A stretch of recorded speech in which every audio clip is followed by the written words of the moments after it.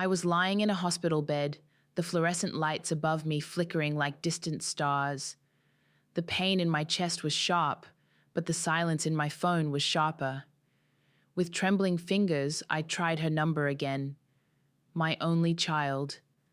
The daughter I had raised with every ounce of love I had left after her father died. 1 ring, 2. Then the screen flashed what I already feared. Number blocked. That was the moment I stopped being her mother in my heart. Not because I wanted to, but because she left me no other choice. The machines beeped steadily beside me. Measuring a heart she didn't care was failing. The nurses moved quickly, calling out stats, asking questions I couldn't answer fast enough. I wasn't scared of dying. I was scared of dying alone, and she made sure I would. When I survived, there were no tears of joy, no grateful calls, just one silent decision. If she could block me in my final hour, I could block her from everything I had built in my life. Have you ever given someone everything, your time, your love, your trust, only to watch them vanish when you needed them the most? When the silence hurt more than the pain itself? If you've ever sat with that kind of abandonment, I want you to pause and breathe with me, and then hit that like button, because you're not alone. Subscribe for more stories where women don't chase apologies. We create consequences with grace. And tell me in the comments, who did you finally walk away from? Not because you stopped loving them, but because you finally started loving yourself more. This isn't about revenge. It's about remembering your worth. My name is Margaret Callahan. Most people call me Maggie. I'm 69 years old, retired from teaching American history at a small liberal arts college. I've lived in the same cedar-shingled home on the coast of Maine for nearly 4 decades. My late husband, Richard, built it for me when we found out we were expecting Claire. He said, "If we're going to raise a girl strong enough to stand alone in the world, she should grow up with the ocean in her lungs." And she did. Claire was brilliant, determined, endlessly articulate. She devoured books by the time she was 5 and challenged me to debates before she turned 12. I was proud. Too proud, maybe. I mistook her ambition for resilience. I didn't realize, not until much later, that she had learned to admire control more than compassion. After Richard passed, she became more distant. At first, I chalked it up to grief. I gave her space. When she stopped calling regularly, I blamed her career. She was climbing fast. Corporate law, white shoe firm, always traveling. I tried not to take it personally. That's what mothers do, right? We rationalize, we forgive before we're even asked. But the shift was steady, subtle. She stopped asking how I was and started asking about my finances. I'd mention a leak in the roof and she'd respond with, "It's probably time to downsize, Mom. That house is too much." She called my routines eccentric, my memories sentimental clutter. The first time she brought up assisted living, we were standing in my kitchen, the same kitchen where she'd once played with flour on the floor. She opened a glossy brochure and slid it across the table like a contract. "Just look," she said. "It's safer. You won't be alone." But I liked being alone. I liked the quiet mornings, the scent of seaweed in the wind, the old rocking chair Richard refinished himself. I didn't want bingo nights or beige walls. I told her I wasn't ready. She smiled, but it didn't reach her eyes. "You're not thinking clearly lately," she said. "Your memory's slipping." That stuck with me. My memory. I remembered every storm that shook these walls, every lullaby I sang to her feverish body, every birthday party, scraped knee and spelling bee. But I didn't argue. I just smiled tightly and made tea. The real concern started when she took over my banking. "Just to simplify things," she said. "Online is easier for me." I trusted her. She was my daughter. Then the paperwork began. She had me sign a durable power of attorney form. Standard stuff, she called it. I didn't ask many questions.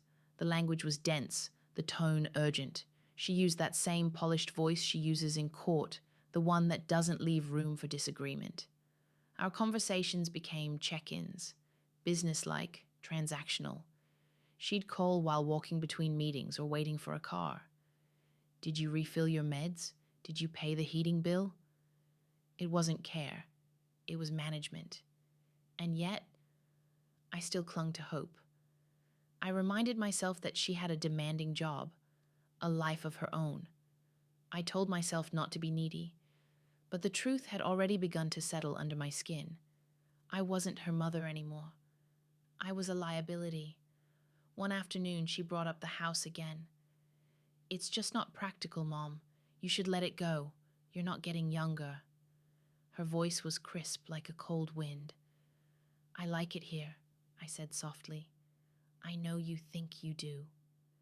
That sentence, it hit harder than she knew. She didn't see the pain in my face, didn't hear the tremble in my silence. She just glanced at her phone and excused herself to take a call. I looked out the window after she left, watched the tide pull away from the rocks. Something inside me pulled too, but I wasn't ready. Not to leave my home, not to lose her, not to admit that the person I'd loved more than anything could look me in the eye and see nothing worth keeping. The heart attack came in the early hours of a grey November morning.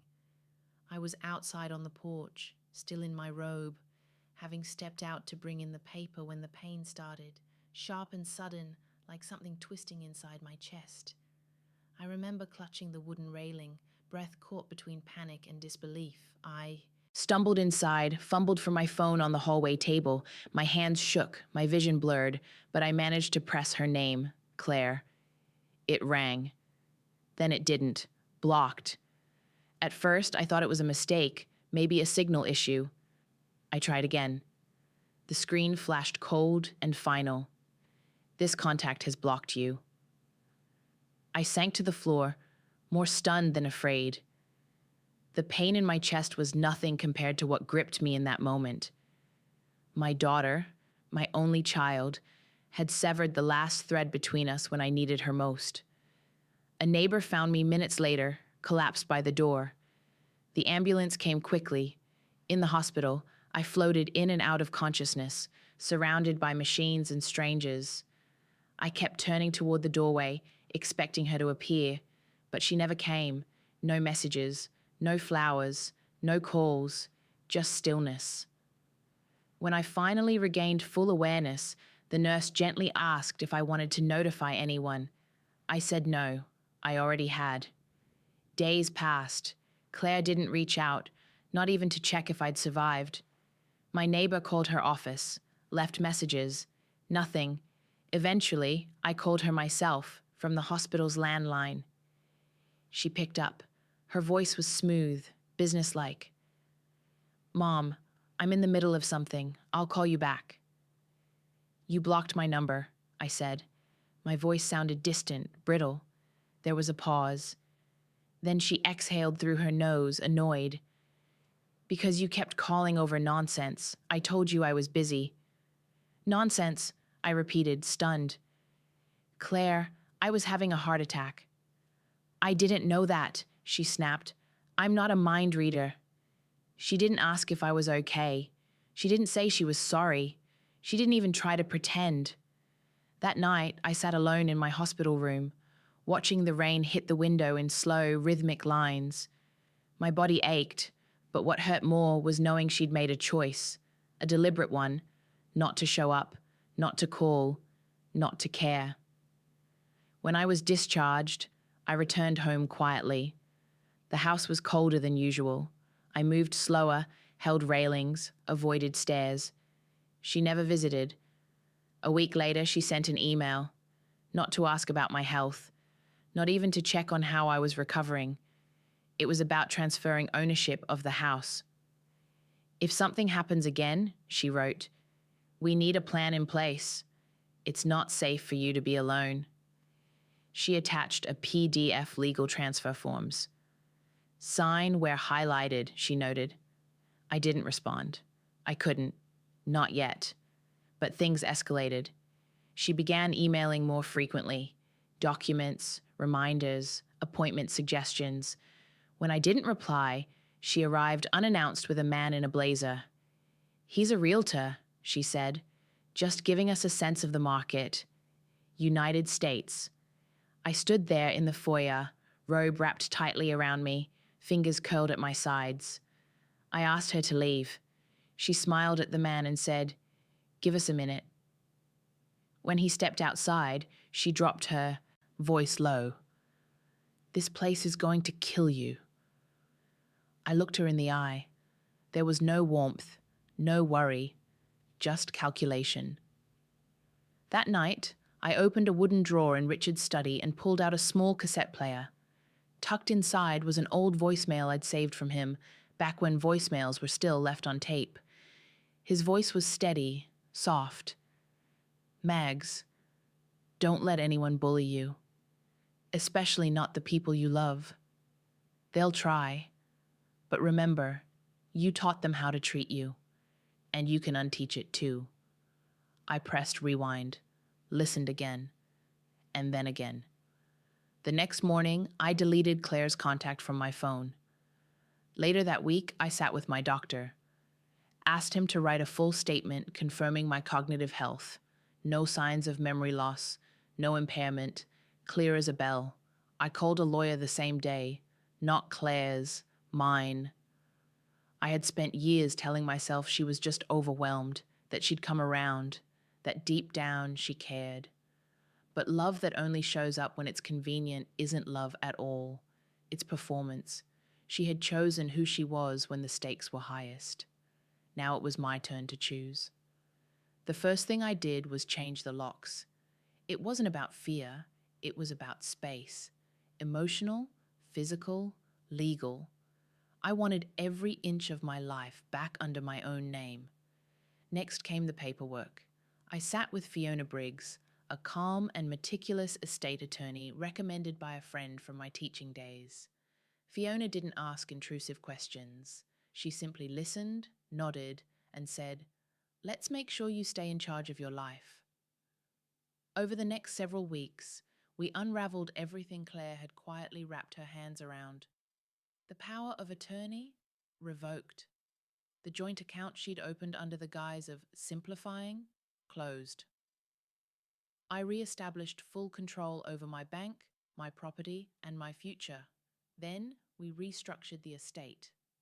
Every asset, my pension, investments, the lake house, even the royalties from a textbook I'd co-authored years ago, was moved into a trust with strict conditions. Claire would no longer inherit anything automatically. In fact, her name would appear only once, on a notarized document explaining exactly why she was excluded. And I documented everything, every ignored call, every email where she pressured me, the text messages I'd sent during my hospital stay, unread, unanswered, dates, timestamps, screenshots. I didn't want vengeance. I wanted clarity. Fiona helped me draft a supplementary letter to accompany the will. Not out of spite, but so there would be no confusion, no space for her to spin a narrative of neglect or misunderstanding. It was written plainly in my voice. To Claire, you are not being punished. You are being released. I will not reward silence with wealth nor manipulation with legacy. Love isn't something to be negotiated after death. I wrote it, rewrote it, and then I stopped editing. The truth didn't need polish. It needed permanence. I took the time to name alternate beneficiaries, carefully, deliberately. A former student of mine who now teaches at a struggling public school, the young neighbor who found me during my heart attack and stayed with me until the ambulance came, a local literacy foundation, and a medical research center conducting studies on silent heart attacks in older women. I transferred ownership of the house into a private trust, placing stipulations that it could never be sold, only maintained or donated to a preservation group. No one could gut it for profit. No one could erase its history. With each signature, I felt myself returning to the woman I used to be, Not just someone's mother, not just someone's widow, but someone who had always stood on her own. Claire used to tell me that sentimentality made me weak, but I've come to believe that sentiment is simply memory with dignity. The final step was small but meaningful. I changed my emergency contact to the nurse who'd held my hand when I was wheeled into the ER. Her name is Dana. She calls sometimes just to check in.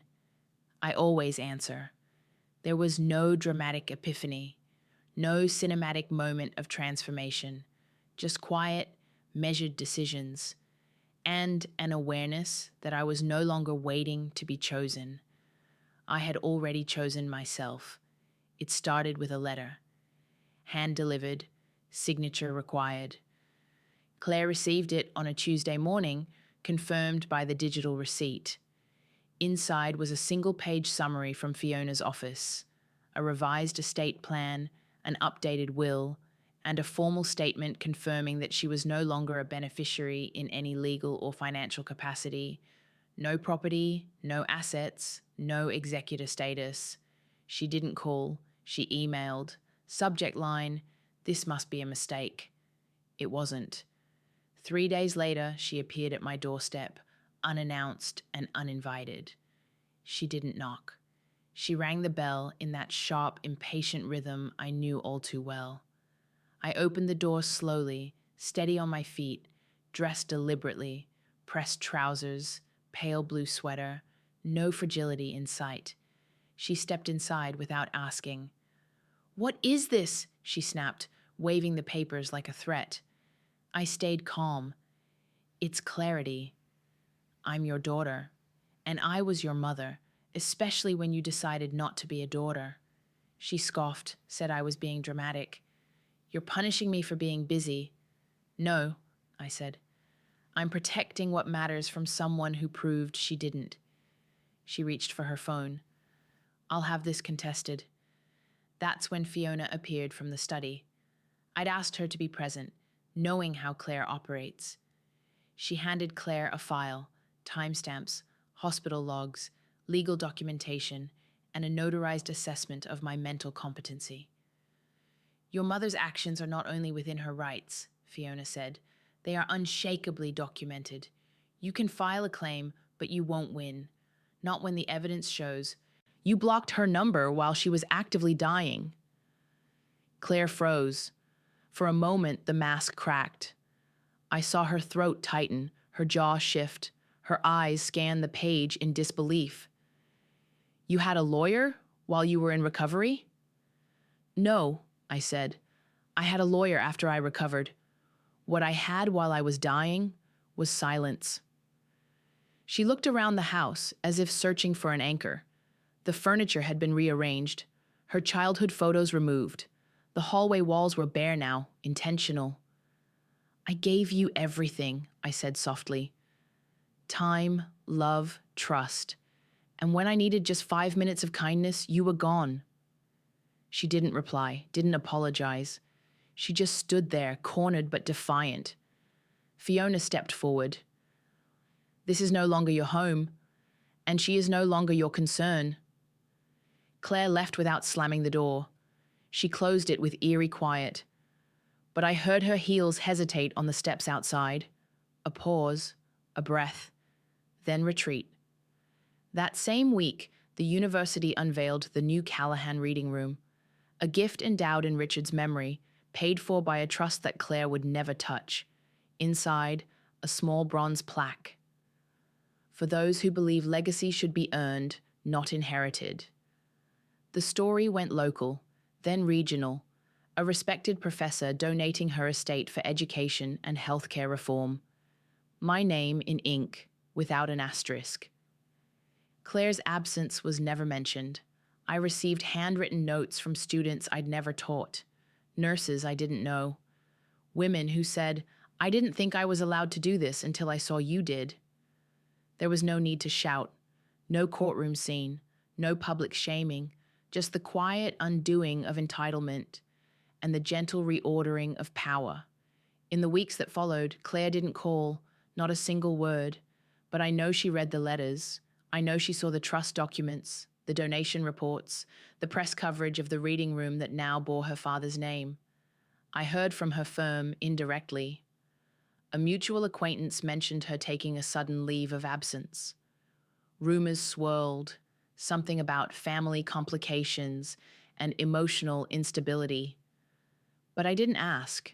I didn't need to. I had already done what I needed to do.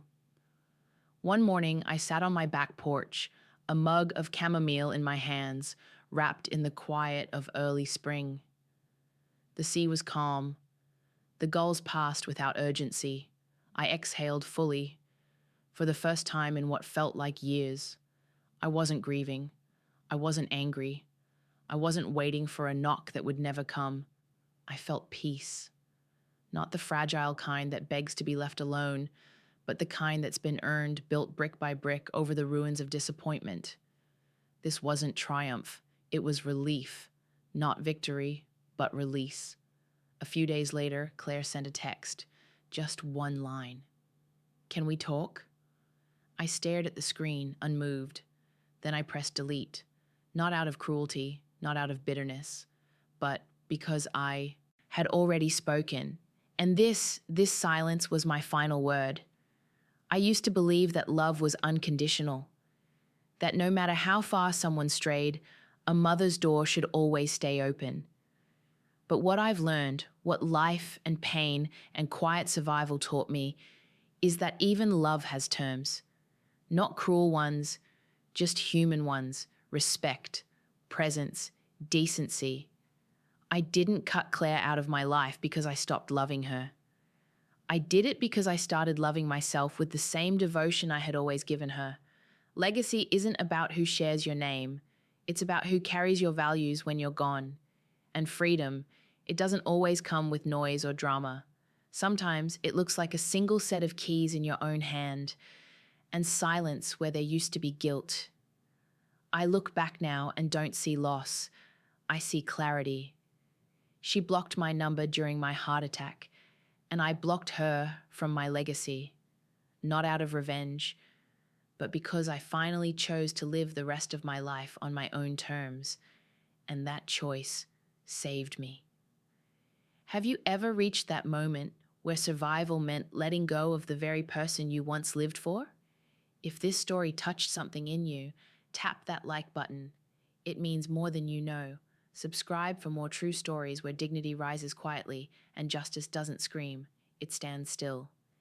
And in the comments below, tell me, who did you finally choose to walk away from? And what did that freedom feel like? Because sometimes the most powerful revenge isn't loud. It's living well, without apology, without permission, and without ever needing to look back.